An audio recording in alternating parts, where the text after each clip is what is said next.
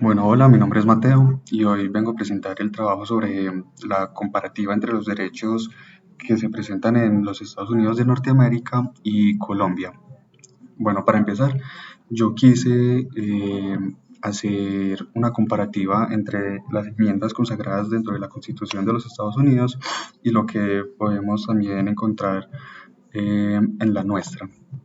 Bueno, para empezar, en Estados Unidos encontramos que se encuentran 27 enmiendas consagradas dentro de la Constitución y las primeras 10 son conocidas como la Carta de los Derechos. Bueno, la primera es que la Constitución le garantizará entonces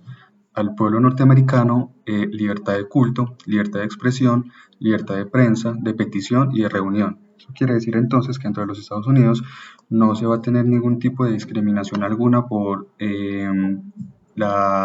tipo de pensamiento, el tipo de ideas que se quieran expresar o el tipo bueno, de religión que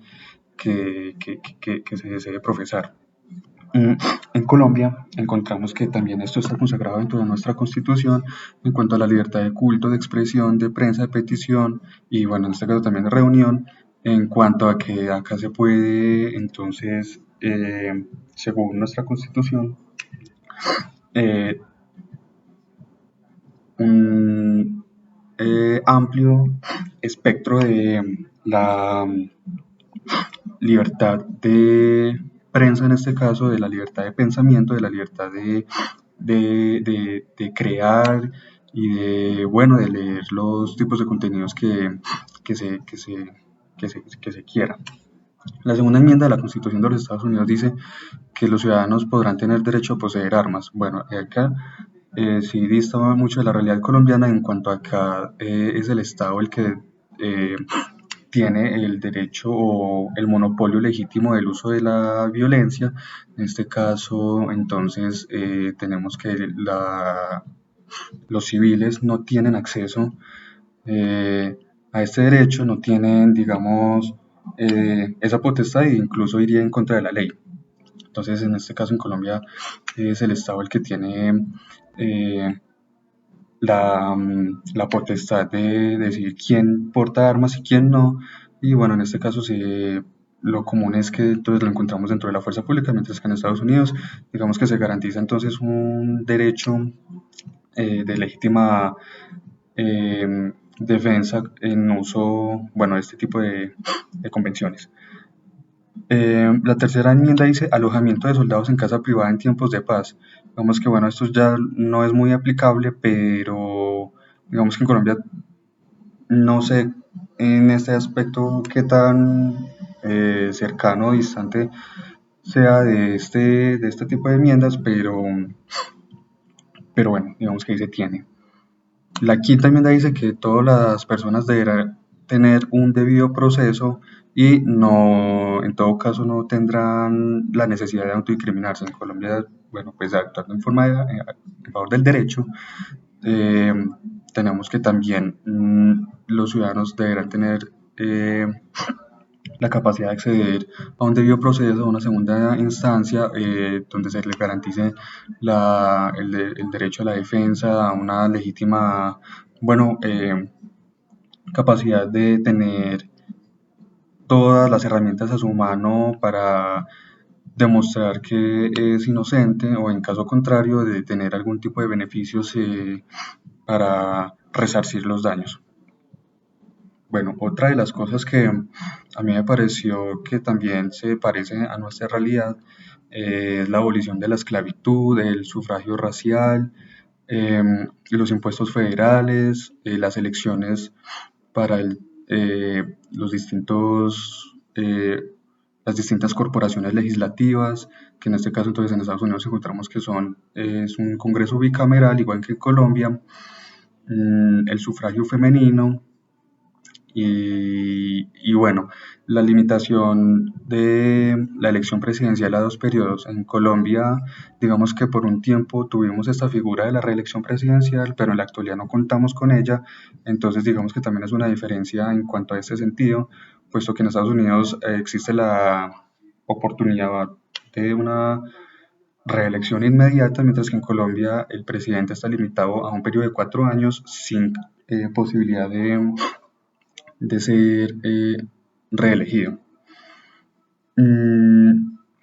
bueno, en Estados Unidos también el sufragio universal es a partir de los 18 años,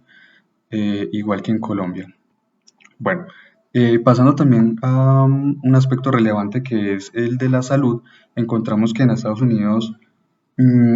hay grandes deficiencias en este aspecto en el sentido de que no se garantiza una accesibilidad universal como sí se puede encontrar en Colombia, que digamos que acá sí está consagrada como un derecho fundamental y digamos que el Estado le garantizará entonces el acceso a las personas vulnerables entre un sistema de protección social subsidiado, es decir, que las personas que en este caso sí tienen la capacidad pertenecen a un régimen contributivo, mientras que las personas que no, entonces a un régimen subsidiado que en todo caso tendrán entonces, puede que con algunos problemas de calidad, pero digamos que tendrán, digamos, casi garantizado un acceso a la salud sin necesidad entonces de contar con recursos económicos, mientras que en Estados Unidos, digamos que sí existen algunas instituciones de protección para el acceso a población vulnerable, pero en la práctica digamos que muy, eh, no es muy efectivo. Y si vemos entonces las cifras comparativas, encontramos que en Estados Unidos el acceso a la salud es considerablemente más costoso que el acceso a salud en Colombia. Claro está que acá también se tiene, digamos, cierta discriminación en cuanto a las personas que tienen capacidad de acceder a un régimen de salud prepagada y a las personas que no. Digamos que en este sentido la accesibilidad eh, es muy discriminativa, pero digamos que de una u otra forma las personas pueden tener la certeza de que tienen acceso y bueno, y si no, existen figuras jurídicas que les puede permitir entonces en este caso acceder a una salud como es la acción de tutela si las empresas encargadas de este tipo de prestación de salud como las EPS se niegan entonces a prestar este servicio. Mientras que en Estados Unidos entonces no tienen este tipo de mecanismos de protección y tienden entonces a tener dificultades para el acceso siempre y cuando no tengan problemas o no tengan, digamos, la capacidad económica para acceder a un seguro médico, se les va a dificultar mucho entonces el acceso. Y bueno,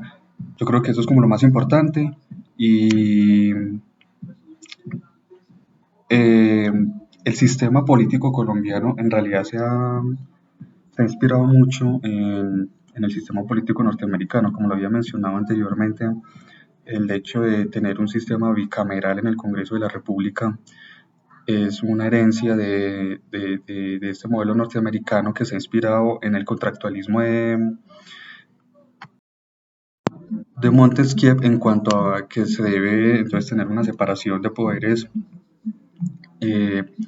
legislativo, judicial y ejecutivo para que haya un efectivo control del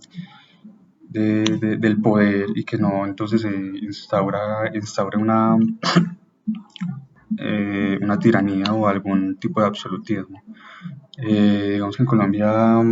no dista mucho de la realidad norteamericana en cuanto a los derechos y está muy a la vanguardia en cuanto a a las doctrinas que se promulgan en este país. Al pertenecer entonces a un posicionamiento geográfico correspondiente entonces a influencia de esta potencia económica, digamos que es muy conveniente para nosotros entonces en este caso estar conectados en cuanto a sus promulgaciones y a sus doctrinas. Históricamente vemos que siempre hemos estado aliados políticamente en cuanto a las decisiones que este país toma, apoyo incluso con fuerzas militares,